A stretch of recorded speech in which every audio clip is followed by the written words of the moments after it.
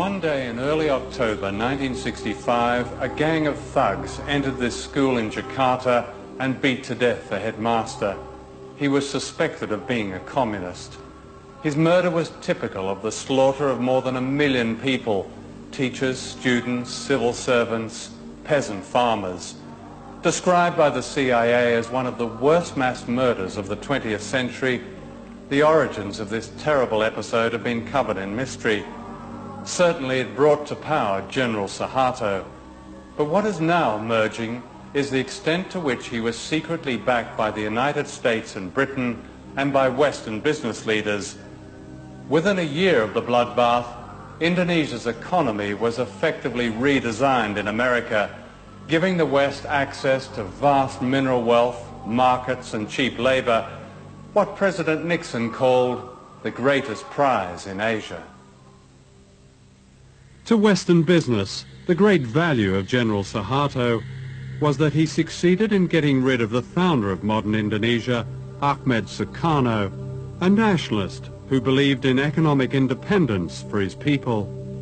He kept the great Western corporations out of Indonesia and threw out their agents, the World Bank and the International Monetary Fund. It was only when one of his generals, Suharto, seized power that the door was open to Asia's greatest prize.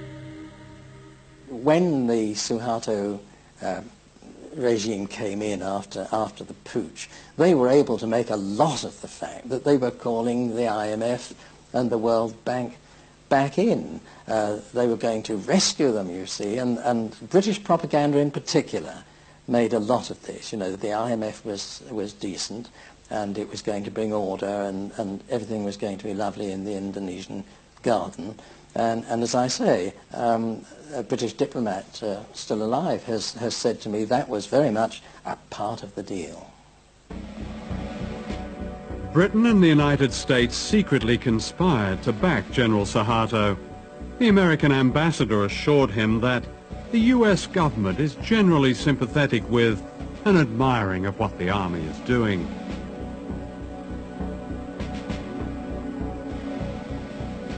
Thousands were rounded up. What was not known at the time was later revealed by American officials.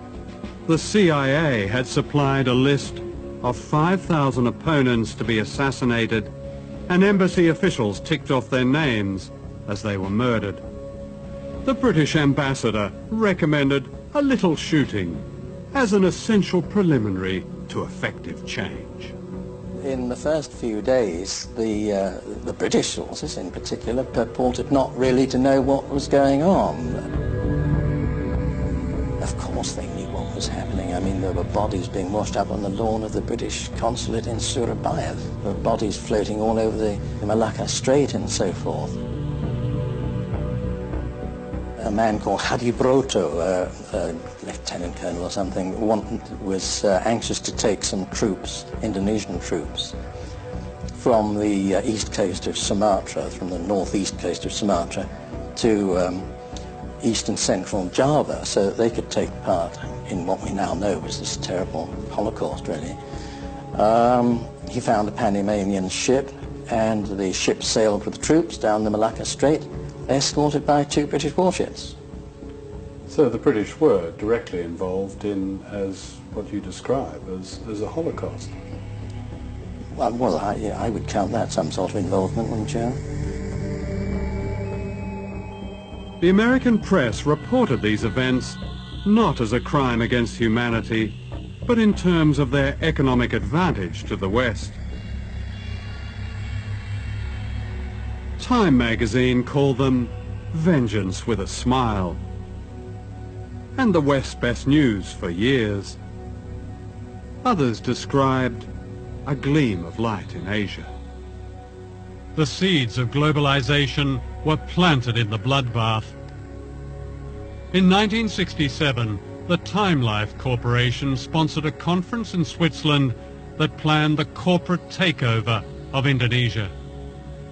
It was attended by the most powerful businessmen in the world, such as David Rockefeller. The giants of Western capitalism were represented. The oil companies, the banks, General Motors, British Leyland, ICI, British American Tobacco, Lehman Brothers, American Express, Siemens. Across the table were Indonesian leaders approved by General Suharto. For Western business, it was the start of the gold rush which later became known as globalization. No one mentioned the killing of 1 million people.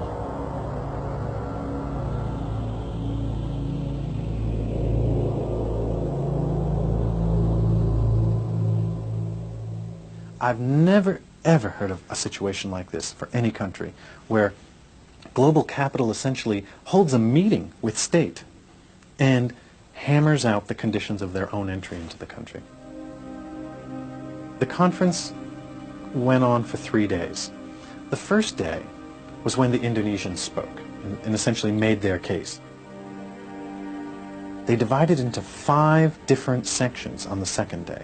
Sectoral meetings, mining in one room, food services, light industry in another, banking and finance in another, Chase Manhattan was there, and simultaneously they hammered out policies that were going to be acceptable to these global investors on a sector-by-sector basis, with each of the people going around the table saying, this is what we need to see, this, and they basically designed the legal infrastructure for investment in Indonesia.